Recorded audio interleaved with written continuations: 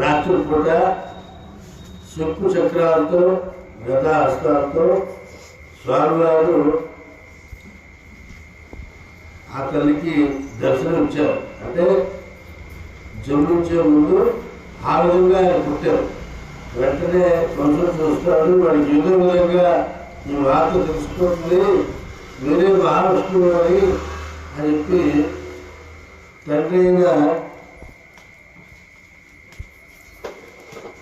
బ్రతుమలాడి స్వామి మీ చేతులు ఆకులు తీసుకోండి అని చెప్పి చెప్పడం జరిగింది.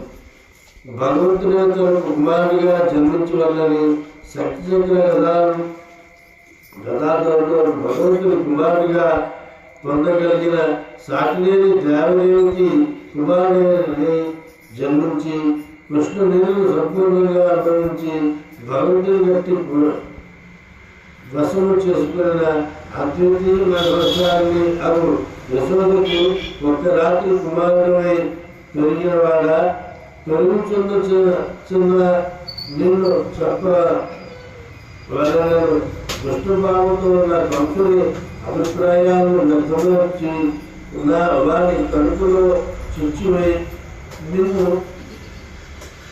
చెప్పగల పెట్టిన వారందరినీ నీవే చెప్పి ఆశ్రితులు కాపాడేవాడిగా నిన్నే కోరి వచ్చింది. పర అను బాధ్యం నుంచి లక్ష్మీదేవిని నేను పొందవాలని కోరింది.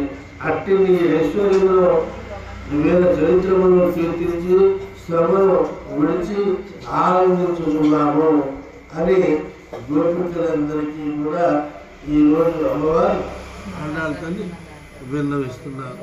జయస్తున్నారు. అలా దివ్య తిరుమలే సెలవు.